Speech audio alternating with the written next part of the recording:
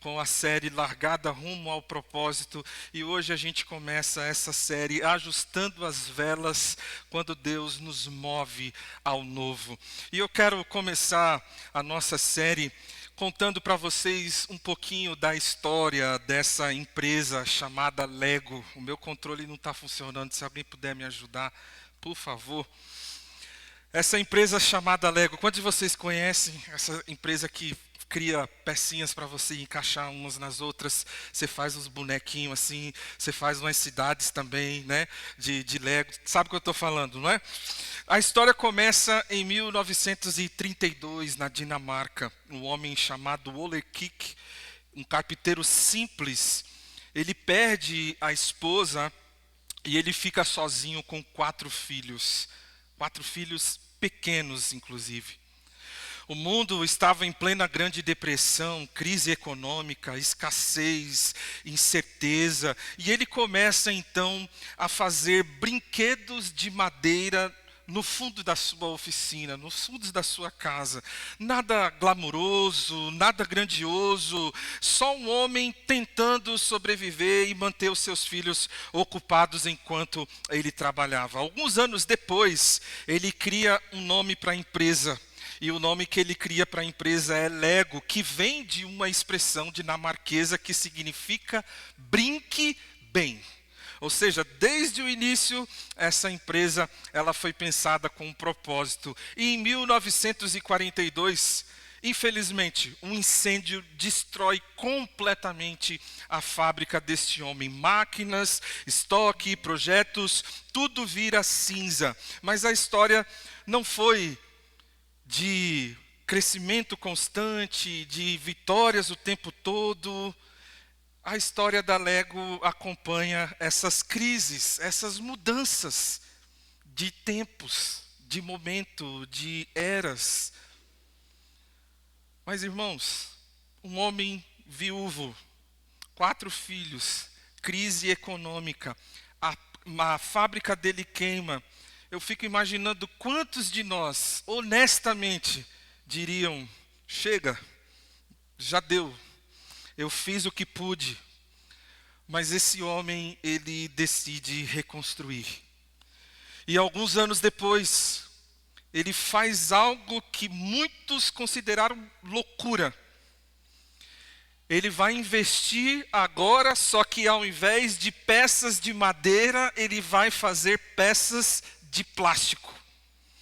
Algo que para a época, começar a desenvolver uns sistemas de peça de encaixe, isso era uma loucura, não fazia sentido. E em 1958 nasce o tijolo Lego no formato que a gente conhece aqui hoje. Deu certo aí?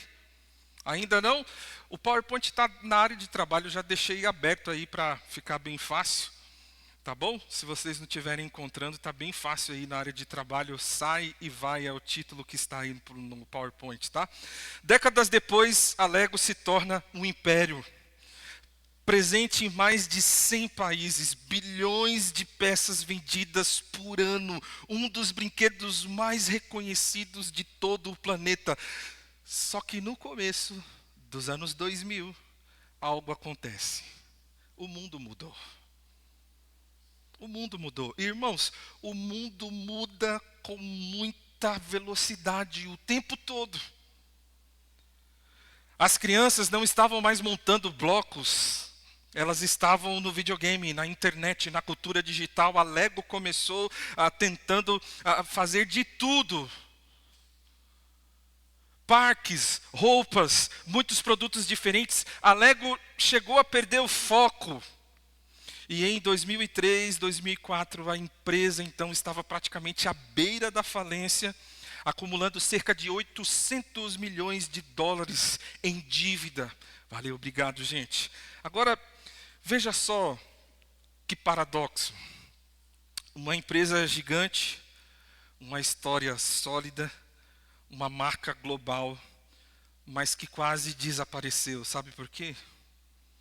Porque sucesso passado não garante relevância no presente. Vocês entenderam isso? Sucesso passado não garante relevância no presente, muito menos no futuro. Foi nesse momento que eles fizeram algo doloroso. Eles cortaram excessos. E a Lego decidiu então voltar ao essencial, voltar ao simples. Reorganizaram processos, focaram no que realmente era o DNA da empresa, criatividade através de encaixe. Esse é o DNA da Lego até hoje. E então eles fizeram algo brilhante. Em vez de lutar contra a cultura nova, eles integraram-se nela. Se as pessoas estão assistindo filmes, se as pessoas estão lotando os cinemas, por que não? A gente não se junta a isso. Foi então que a Lego deu mais um passo rumo a se reinventar, rumo ao novo.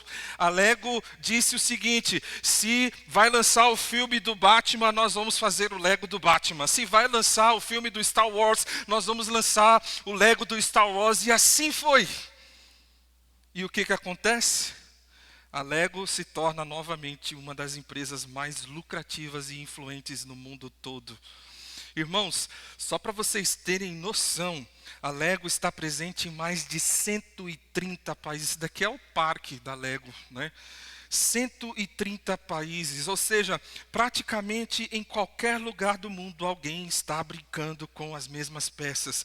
Se você pegasse a produção anual, eu estou falando, tá? A produção anual de peças da Lego e colocasse uma atrás da outra, seria possível dar 5 voltas no mundo. Você consegue entender a grandeza da Lego? Hoje o mundo tem cerca de 8 bilhões de pessoas. Só que desde 1978, a Lego já produziu mais de 4 bilhões de bonecos através das suas peças e continuam crescendo a cada ano. Essa é a Lego, um resumo da história dessa empresa incrível. Depois de olhar para essa história, a gente percebe uma coisa: diante de um novo momento, diante de um novo cenário, diante de uma crise, diante de um desafio, diante de mudanças, a Lego sempre esteve diante dessas possibilidades aqui. E eu quero chamar a sua atenção para isso. Retroceder, insistir, desistir ou reinventar-se.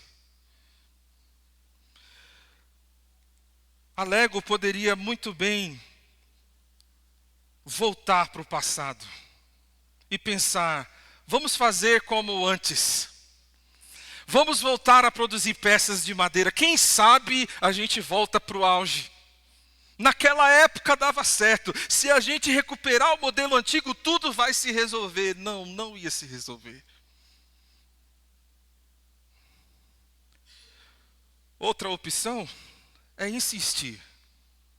A segunda opção é continuar fazendo exatamente as mesmas coisas, mesmo quando elas já não produzem resultado algum. É ritual vazio, é tradicionalismo. Você faz porque você sempre fez, mas não tem resultado nenhum mais.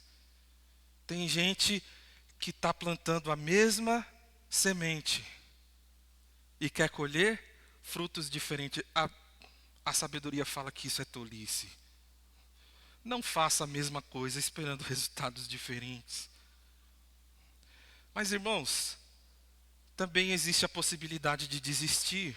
E eu quero dizer para vocês que essa é a opção mais fácil de todas. Sempre foi e sempre será.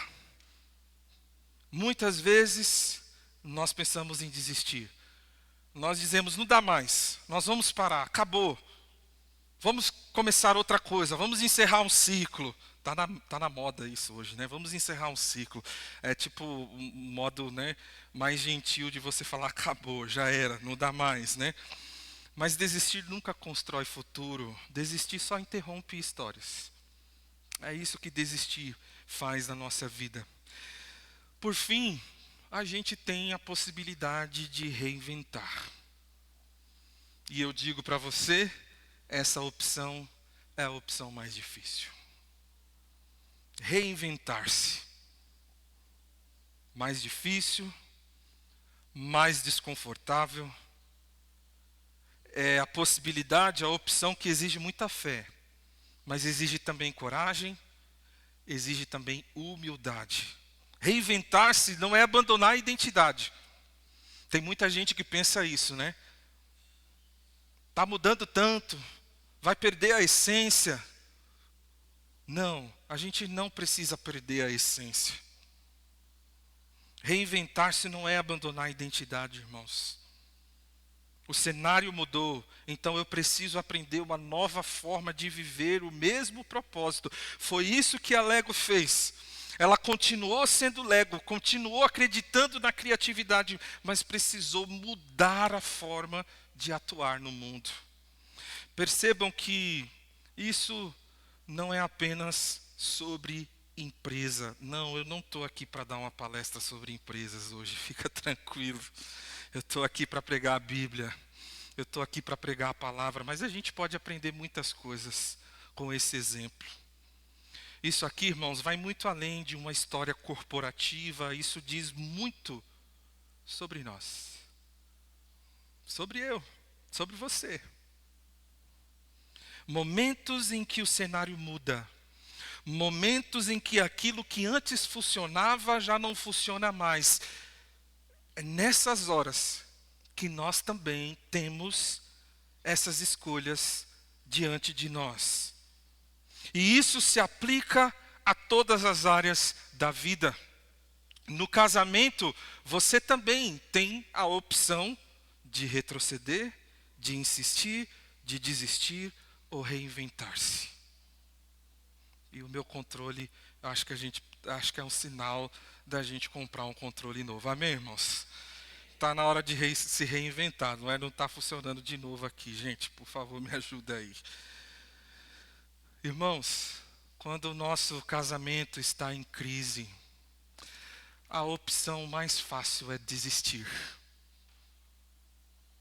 Ou talvez você seja daqueles tipo assim, ai, bem que a gente podia voltar naquele hotel que a gente foi quando nós estávamos na lua de mel. Bem que a gente poderia fazer aquilo que a gente fazia lá no começo. Só que, meu irmão, você já tem 50 anos nas costas. E você quer fazer as mesmas coisas que antigamente. Olha, às vezes a gente insiste no mesmo. A gente insiste na mesma coisa, a gente está plantando as mesmas sementes. Você já viu que não está dando certo e você insiste. Às vezes, a gente simplesmente olha para o outro e diz, olha, quer saber de uma coisa? Vamos encerrar o nosso ciclo aqui. Segue a sua vida que eu vou seguir a minha. Reinventar-se é difícil. Reinventar no casamento é você olhar para si mesmo e pensar, como eu posso ser um marido melhor? Como eu posso arrancar da minha esposa um sorriso nos lábios? Como que eu posso fazer o meu cônjuge mais feliz? O que que eu preciso mudar? O que que eu estou errando? Reinventar-se. Difícil demais. É melhor partir por novo, né? Na criação dos filhos não é diferente. Uma das coisas que eu mais ouço como pastor aconselhando pais é: eu fui criado assim, eu criei meu primeiro filho assim, eu criei o meu segundo filho assim, e o meu terceiro filho vai ser criado da mesma forma. Só que o primeiro filho deu certo, o segundo também, mas o terceiro está se perdendo. Ou às vezes um deu certo, o outro não, e o outro também não está dando certo, e você insiste que todos os filhos são iguais, que todos têm o mesmo temperamento, que todos têm a mesma personalidade, e você não é capaz de entender que filhos são diferentes, e você não precisa mudar a essência da tua educação, mas você precisa mudar a forma como você lida com os seus filhos. Tem pais que não entendem isso e não abrem mão disso, e perdem os filhos. Por quê, irmãos? Se reinventar é difícil. Eu abri mão da minha forma de educar? Imagina, que isso? Ok. Só que você, por causa do seu orgulho, está perdendo sua família. Está distante do coração daqueles que você deveria estar perto. Talvez, meu irmão, a forma de educar o outro filho é diferente da forma como você educou os outros. Na vida profissional também é assim. O mercado de trabalho mudou. Você tem que ser multitarefas hoje. Inclusive, está raro a mão de obra, não é verdade? Nós temos alguns empresários aqui, donos de empresa, de comércio. Está difícil, irmãos, está raro encontrar alguém que trabalhe bem, que seja compromissado. Tem pessoas que estão desempregadas há tanto tempo e talvez Deus está te movendo para um outro lado, mas você insiste. Você não busca atualizações, reciclagem, você não busca ser um profissional melhor. Isso também se aplica na igreja. E esse é o foco da nossa série. Esse ano nós estamos dispostos e com todas as nossas forças nós queremos que a nossa igreja viva o novo de Deus. Nós queremos experimentar esse mover de Deus. Irmãos, tem muita gente que diante de uma crise na igreja, eles querem voltar a ser igreja de 20 anos atrás. Igreja, a hípica boa mesmo era a época do pastor Davi Santos. Lá na garagem ainda, né? Ou aquela época da igreja boa, né? Igreja boa mesmo, e tem pessoas que vêm de outras igrejas, né? Talvez igrejas mais tradicionais. Igreja boa mesmo era igreja que tinha banco, pastor. Igreja que tinha banco, as irmãs do coque vinha antes do culto, orava, né? Isso é que é a igreja. Igreja boa, pastor, é a igreja que tem púlpito de verdade. Nessa igreja que tem essa mesinha modinha aí que vocês têm não para pregar, né? Ainda coloca a xícara com o logo da igreja. Que negócio é esse? Tem gente que diante de uma crise na igreja insiste em usar os mesmos formatos. A gente sempre fez assim. Deixa eu falar um negócio para você. Eu trabalhei 6 anos, dia e noite e dia, buscando revitalizar uma igreja. A Ângela está aqui, ela trabalhou junto comigo. E, irmãos, eu li todos os livros que eu poderia ler sobre revitalização. Eu fui em todos os congressos que eu poderia ir para revitalização. Eu dormia falando sobre revitalização, eu acordava falando sobre revitalização. E uma coisa que todos os teólogos, missiólogos, pastores, eles têm a mesma conclusão. O inimigo mais feroz da igreja dos nossos dias é: eu sempre fiz assim. A gente sempre fez desse jeito, nós não queremos mudar. Aí o que acontece? O mundo é diferente, as pessoas são diferentes, as necessidades são diferentes, as perguntas são diferentes, mas a gente está respondendo perguntas que ninguém está fazendo. A gente está fazendo de jeito que não funciona mais. E aí sabe o que acontece? A igreja não alcança. A igreja não alcança a geração, porque a gente está falando mas o jeito deles entender é C, é D, é Y, é X. São poucos que têm coragem de se reinventar e dizer: como nós podemos ser uma igreja mais relevante para os nossos dias e para a nossa geração. Hoje de manhã aconteceu uma coisa muito legal, a gente estava ensaiando aqui. E aí a Raquel disse que o Samuel falou: nós vamos para a igreja, nós vamos para a igreja. E aí ele começou a cantar, né? A perseguição não parou. A igreja, Samuelzinho, né? Imagina essa cena, né? O Coliseu. Ou seja, ele gosta de estar aqui na nossa igreja.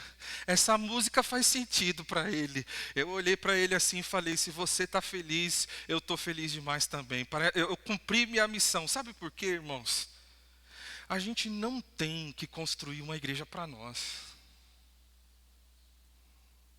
A gente tem que construir uma igreja para os nossos filhos.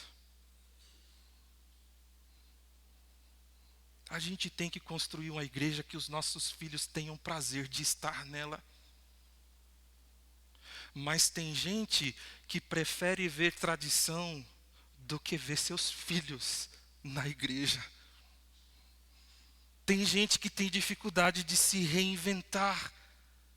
E aí a gente vai perdendo gente. E aí a gente coloca a culpa nas outras igrejas ainda, né? Aquela igreja está lotando, porque sabe como é que é, né? Às vezes, irmãos, é porque a gente não abre mão para viver um novo movimento de Deus, um novo tempo de Deus. No casamento, criação dos filhos, vida profissional, igreja, isso se aplica para todas as áreas da nossa vida. E é aqui que eu quero conectar, então, com a nossa série, Ajustando as Velas, quando Deus nos move ao novo. Por quê? Porque há momentos na vida em que o vento muda. E quando o vento muda, você não controla o vento, mas você pode ajustar as velas. A gente fez uma arte para a nossa série de mensagens, um oceano e uma vela bem no meio, um barco a velas bem no meio. Por quê? Porque o oceano é esse mundo que a gente vive. E o vento vem de Deus, irmãos. O Espírito Santo de Deus sopra, e a Bíblia diz que Ele sopra para onde quer. Eu não tenho controle do oceano, eu não tenho controle do vento, mas uma coisa eu posso fazer: ajustar as velas, para que o meu barco siga na direção que Deus está soprando. Essa é a ideia, esse é o objetivo. O que isso tem a ver com a palavra? Tudo. Gênesis capítulo 12, versos de 1 a 4. Por favor, abra sua Bíblia. Irmãos, é exatamente isso que acontece aqui em várias outras passagens das Escrituras. Desde o início, Deus conduz o seu povo através de momentos de mudança, de deslocamento, de confiança, de fé. E talvez ninguém represente isso tão bem como Abraão. Abraão não estava procurando mudança, não estava planejando uma nova fase para a vida dele, não estava buscando reinvenção. Foi Deus quem tomou a iniciativa. O Cris falou isso aqui na ceia hoje. Deus tomou a iniciativa de nos amar. Gênesis 12 começa com uma frase simples, mas que muda tudo: sai e vai. Abraão, sai e vai. Abraão é colocado diante da mesma decisão a que nós muitas vezes enfrentamos: eu fico ou eu confio e vou? Faço mais do mesmo, continuo no mesmo lugar, estagnado, insistindo, ou desisto, ou eu sigo e vou na direção de Deus para a minha vida?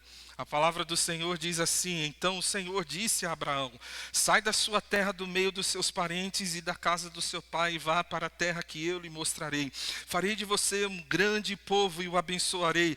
Tornarei famoso o seu nome e você será uma bênção. Abençoarei os que o abençoarem e amaldiçoarei os que amaldiçoarem.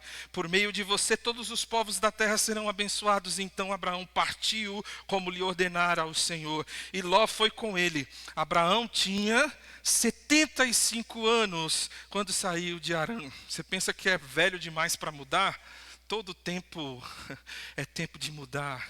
É tempo de viver o novo de Deus. Eu quero olhar para esse texto hoje, continuando na próxima semana. Hoje não vai dar para a gente estudar tudo. E eu quero responder essa pergunta: como viver o novo? Como viver o novo? E a primeira resposta que a gente tem nesse texto é: seja guiado pela voz de Deus. O texto começa como, irmãos? O Senhor disse. Dá para ser melhor. O Senhor disse a Abraão. Ou seja, o movimento não nasce do desejo de Abraão. O Senhor disse a Abraão.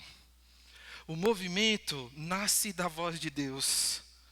Deus é quem o chama, Deus é quem o tira, Deus é quem o conduz.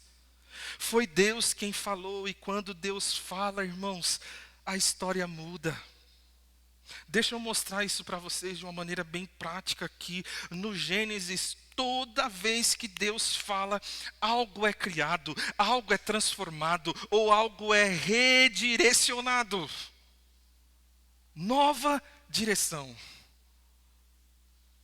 Em Gênesis 1, quando Deus fala, a desordem ganha forma e propósito. No início criou Deus todas as coisas, a terra era sem forma e vazia. Deus transforma a confusão em criação. Quando Deus fala, o caos não resiste, a ordem se restabelece.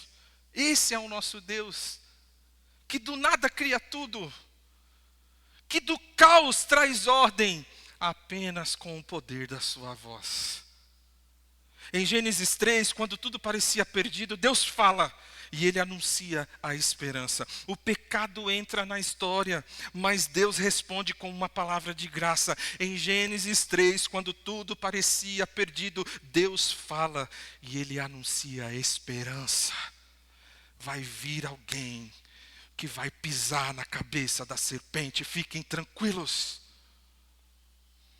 Em Gênesis 12, o texto que a gente acabou de ler, Deus fala, e a missão de construir o caminho pelo qual a bênção chegaria a todas as nações. Abraão, através de você, todas as nações da terra serão abençoadas.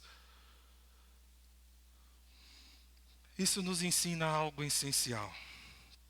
Nem toda mudança é vontade de Deus. Você entendeu isso? Por favor, não sai daqui sem esse negócio no seu coração, não, tá bom? Porque tem gente fazendo mudanças falando que é mudança de Deus, mas na verdade parece que é mudança do diabo. Aí você toma cuidado. Toma cuidado com isso. Nem toda mudança é vontade de Deus, mas toda mudança que vem de Deus, aqui que está o princípio, nasce da sua palavra. Nasce da sua palavra. Irmãos, o novo não é fruto do que eu sinto. O novo é fruto do que Deus disse. Nossa, eu estou ouvindo um silêncio, que é aquele silêncio de suspense, de drama. Meu Deus, vamos lá. Abraão, ele não estava sendo movido por impulso, por sentimentos, por emoções, por vontade. Ele estava sendo guiado pela voz do Senhor. Quantas pessoas acham que estão vivendo o novo de Deus, mas na verdade estão vivendo o seu novo? O novo que você inventou. Na verdade, estão vivendo o novo da sua carne, porque ao invés de ouvir a voz de Deus, você ouviu a sua carne, você ouviu o seu prazer. Muitos estão pensando que estão vivendo o novo de Deus, mas estão vivendo o novo das suas preferências. Eu prefiro desse jeito, eu prefiro dessa forma, e em nenhum momento você pergunta o que Deus prefere. O que Deus quer. Tome cuidado. O novo de Deus nunca vai contra aquilo que Ele já disse e determinou na sua palavra. Você quer saber se esse novo que você está dizendo que é um novo de Deus, é de Deus, vai contra algum princípio bíblico? Então não é. Sinto muito te informar. O novo de Deus não é fruto do que eu sinto, é fruto do que Deus disse. E nós vivemos no momento em que os nossos sentimentos falam mais alto. A nossa intuição fala mais alto. Mandinga evangélica, né? Eu sinto, a minha intuição é essa. Ô, gente, que é isso? E a voz de Deus está na nossa frente. Só que, ao invés de ouvir a voz de Deus, a gente diz assim: eu não vou, porque eu não estou sentindo vontade hoje.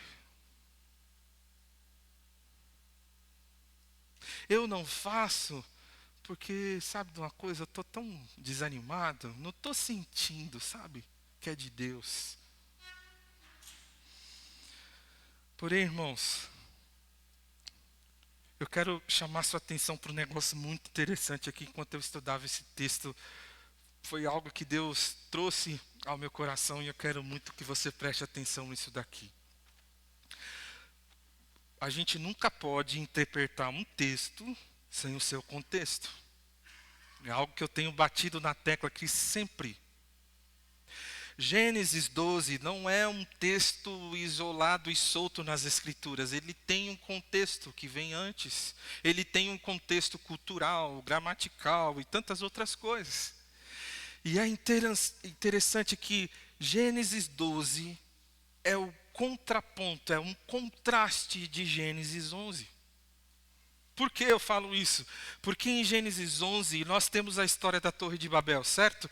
Vocês conhecem essa história? Ali os homens dizem uns aos outros: venham, vamos construir, vamos fazer para nós um nome. Gênesis capítulo 11, verso 4. Note que quem está conduzindo o movimento aqui na Torre de Babel são os próprios homens. Eles conversam entre si, eles planejam entre si, eles decidem entre si. É um projeto que nasce da autossuficiência humana. Vamos construir, vamos fazer o nosso nome famoso. O objetivo aqui é claro, é autonomia, é controle, é autoexaltação. Vamos subir, vamos alcançar, vamos tornar o nosso nome conhecido. Babel é a tentativa do homem de chegar até Deus sem depender de Deus. Isso é Babel, Gênesis capítulo 11. Agora, como é que Gênesis 12 começa mesmo? Disse os homens uns aos outros?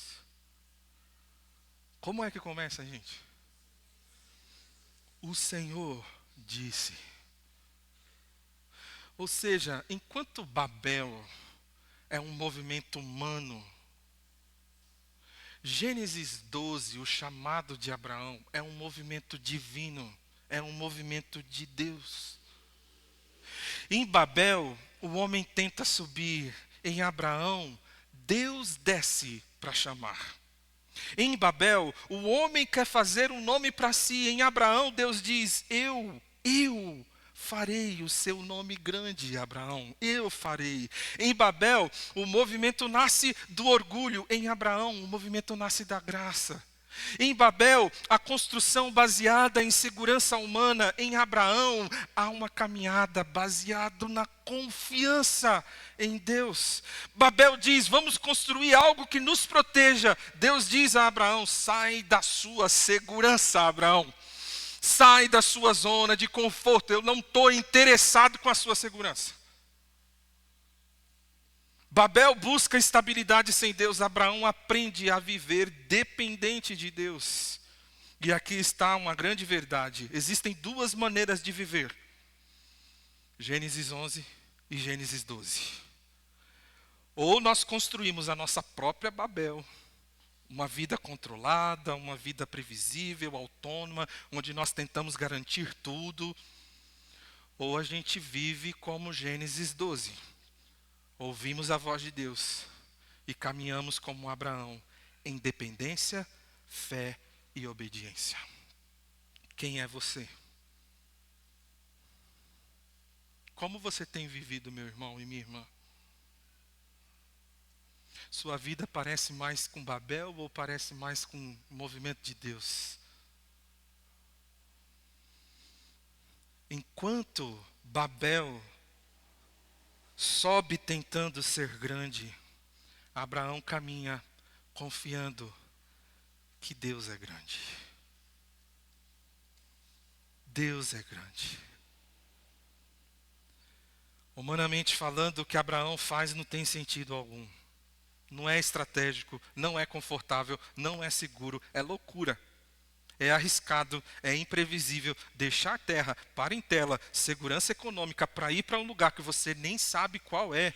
Irmãos, de verdade, né? Parece que às vezes Deus está tirando um sarro da gente, né? Porque assim, sair já é um grande desafio. Deixa tudo isso daí, Abraão. Beleza, Deus. Me diz para onde a gente vai. Então, não vou dizer para você. para onde quer.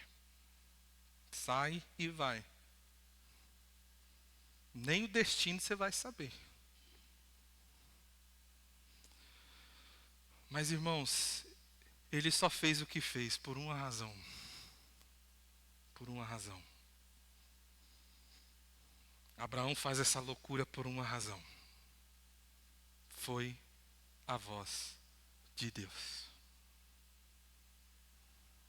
Foi a voz de Deus. Não foi impulso, não foi emoção, não foi crise existencial, foi a voz de Deus. E quando você tem convicção de que Deus falou, o que parece loucura para os homens se torna obediência para quem crê. É uma loucura. Como é que você faz um negócio desse nos dias de hoje? Como assim? Ele sai e vai debaixo da certeza que o Senhor falou. Ele sai e vai porque Deus disse para ele sair e ir.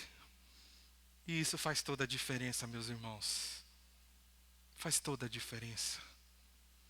Agir, viver, caminhar, se mover com a convicção de que foi Deus quem falou. Com a convicção de que está em sua palavra. E a pergunta que a gente faz nesse momento é: pastor, como discernir se é a vontade de Deus, se é a voz de Deus, se é a minha, se é os meus sentimentos, se são as pessoas que estão falando ao meu redor? Como discernir se é a voz de Deus falando para mim? Primeiro, pela palavra revelada. Deus já falou nas Escrituras. Toma cuidado com o tipo de gente que diz: eu tenho algo para te revelar, eu tenho algo para dizer do seu futuro. Toma cuidado. Toma cuidado, irmãos. Porque o Deus que te criou não coloca na cabeça das pessoas o que vai acontecer. Ele colocou nas Escrituras. Toma cuidado com isso. Não espere uma voz audível para saber o que já está claro na Bíblia. Se a decisão contradiz princípios bíblicos, não é o novo de Deus. Por meio de orientação sábia. Agora preste atenção nisso. O que Salomão diz em Provérbios sobre sabedoria? O que é o princípio da sabedoria? O temor a Deus. Tem gente buscando sabedoria de Deus com gente que não é temente ao Senhor. E aí vem e fala: nossa, pastor, sabe o que eu fiz? Eu fiz isso, isso, isso e aquilo. Eu falei: aonde você viu isso na Bíblia? Não, porque eu pedi conselho para um irmão. Não, porque eu pedi conselho para tal pessoa. Não, porque eu vi tal especialista falando. É temente a Deus. Vive debaixo do temor do Senhor. Porque inteligência é uma coisa, irmãos, mas sabedoria é outra.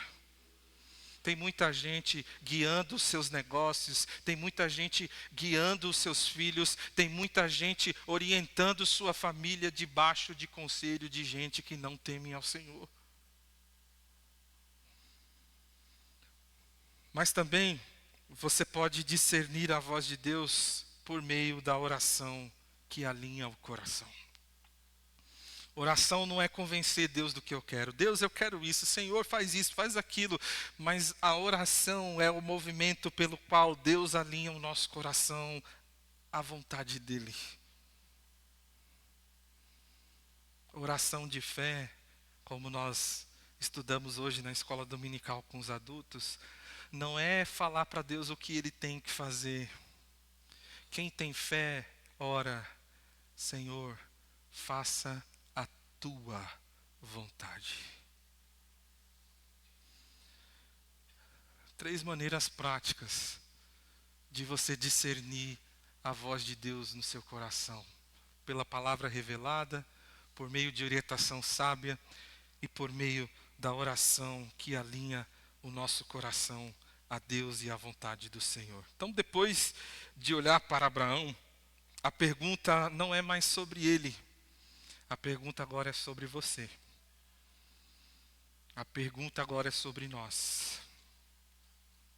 E eu te pergunto, meu irmão, O que Deus está falando com você hoje? O que Deus está confrontando na sua vida que você já percebeu, mas você ainda não respondeu? Vamos trazer isso novamente para as áreas da nossa vida. No seu casamento, o que Deus já mostrou que você precisa mudar? Qual tem sido a sua resposta? Você tem tentado viver do passado? Você tem insistido no mesmo comportamento ou tem aceitado o chamado de Deus para se reinventar, para amadurecer, para reconstruir? Na criação dos seus filhos, o que Deus está pedindo de você nesta fase que eles estão vivendo? Mais presença, mais escuta, mais direção espiritual. E o que você tem respondido? Na sua vida profissional, o que Deus está tratando em você? Área de acomodação, falta de excelência, resistência a aprender. Você tem reclamado do cenário, reclamado do chefe, insistido no mesmo modelo, ou tem entendido que Deus está usando você para fazer a diferença, para ser alguém melhor na vida dos seus colegas, na sua empresa e na vida da igreja? Deus continua nos chamando para a mesma missão, irmãos. A missão da igreja é uma: fazer discípulos de Jesus. Essa é a nossa missão. É para isso que a igreja existe. Jesus, conhecer, se parecer, compartilhar. Essa é a missão da igreja. O evangelho não mudou. A essência continua a mesma. Mas o Senhor nos conduz em novos desafios, novos passos de fé. A pergunta é: nós vamos viver do passado? Vamos repetir as mesmas formas? Ou vamos obedecer, crescer e ajustar as velas para continuar sendo uma bênção? Nós entendemos. Quando eu falo nós, é nós da liderança que conversamos tanto e oramos tanto sobre igreja. Para vocês terem noção, a primeira reunião que a gente fez pós-férias pastoral, a gente passou 4 horas dentro do escritório pastoral ali embaixo, conversando sobre igreja, orando sobre igreja, sonhando em igreja. Nós entendemos que a Íbica vive um novo momento e nós não vamos nos apegar ao passado, em nome de Jesus. Nós nem vamos também ficar continuando e insistindo em coisas que não dão certo. Muito menos desistir. Com a graça de Deus, nós iremos nos reinventar e viver o novo do Senhor para a nossa igreja. A oração que a gente mais tem feito para Deus como liderança, sabe qual que é? É justamente essa: Senhor, nos deixa participar do que o Senhor está fazendo. Essa é a nossa oração, sempre. Deus deixa a gente participar do que o Senhor tem feito. Nós queremos viver debaixo da voz de Deus que sopra, e enquanto Ele sopra, a gente ajusta as nossas velas. E eu quero dizer algo para vocês com todas as minhas forças aqui, irmãos. Tudo que nós temos feito na nossa igreja, a gente tem feito debaixo de uma convicção: Deus falou. Deus mandou. Deus nos move nessa direção. Se fazemos o que fazemos, é porque nós temos a plena certeza: Deus falou. Abraão não entendeu tudo. Ele apenas ouviu e foi. E talvez Deus não esteja pedindo para você entender tudo. Talvez Ele esteja apenas dizendo: confie em mim, dê o passo, e eu vou conduzir você para o lugar certo. Eu quero concluir essa primeira parte da nossa mensagem, da primeira mensagem dessa série, lembrando você que nós vivemos o novo sendo guiado pela voz de Deus. Porque antes de falar sobre sair da terra, sair da parentela e sair da casa do Pai, nós precisamos resolver uma coisa, irmãos. Nós precisamos tomar uma decisão. Quem vai guiar os nossos passos? Qual é a voz que direciona a nossa vida? Porque viver o novo não começa com movimento. Viver o novo começa com direção. O novo de Deus não começa quando você decide mudar. O novo de Deus começa quando você decide ouvir. Abraão não iria sair, não iria viver o novo de Deus se ele primeiramente não ouvisse a voz de Deus. Abraão saiu porque primeiro ouviu, e talvez Deus esteja falando com você sobre o seu casamento, sobre a forma como você cria os seus filhos, sobre a sua fé, seu relacionamento com Jesus, sobre a sua igreja. Mas você não está ouvindo. Ou talvez você está ouvindo, você já ouviu. Você tem claro o que Deus quer para a sua vida. Se você está aqui hoje à noite e você ainda não entregou sua vida a Jesus, está claro na Bíblia o que Deus quer que você faça. Se renda a Jesus Cristo hoje mesmo. Caia de joelhos e diga: Senhor, a minha vida é tua. Eu creio que aquilo que Jesus fez na cruz por mim é suficiente para me salvar dos meus pecados e para me dar uma vida eterna com o Senhor. Faça isso hoje. Se você está longe de Deus, é claro que Deus tem para a sua vida. Ele quer que você volte para a casa do Pai. Ele quer que você saia correndo e se jogue nos braços do Pai. Se você está aqui hoje à noite, sua fé está fria, é claro que Deus quer para você. Deus quer renovar a sua fé. Deus quer trazer fervor. Deus quer avivar o seu coração. É claro, já está aqui na palavra revelada. Então talvez você já está ouvindo, mas falta responder. A pergunta não é se Deus fala, a pergunta é qual tem sido sua resposta. Você está escolhendo o passado? Você está preso ao passado, meu irmão? Você está insistindo no mesmo padrão que não funciona? Você tem pensado em desistir? Ou você está disposto hoje à noite a obedecer, a se reinventar como um homem, como mulher, como marido, como esposa, como mãe? Porque você sabe o que Deus está dizendo que você tem que fazer, mas você ainda não respondeu. Sair da terra é muito desconfortável. Deixa eu te falar uma coisa. Mudar é doloroso demais.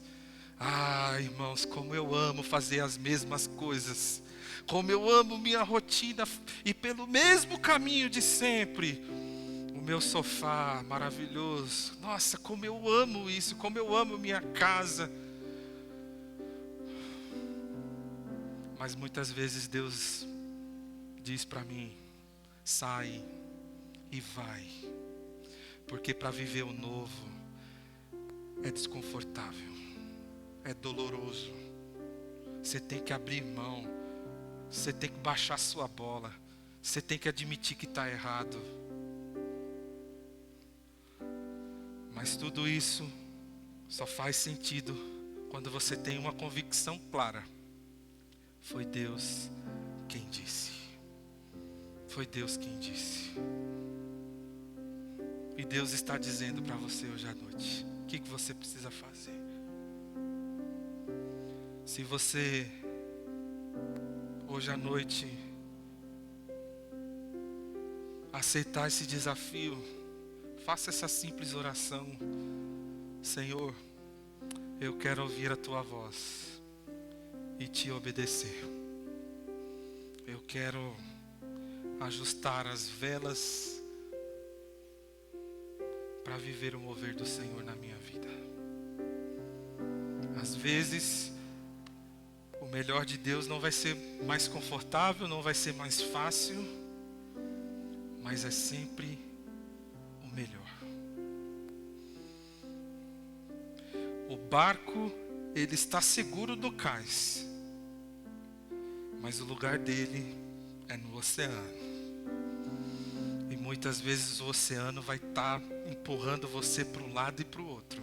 Mas é justamente ali onde você vive o propósito pelo qual você foi criado. Então, meu irmão, talvez hoje é o dia que Deus quer que você saia do seu conforto, do seu trono de orgulho e diga: eu preciso me reinventar, eu preciso fazer diferente, eu preciso melhorar. Deus, ajuda para que eu seja sensível à voz do Senhor, ao teu vento, para que eu ajuste as velas da minha vida e fazer parte desse sopro do Senhor. Vamos ficar de pé e vamos orar através dessa canção.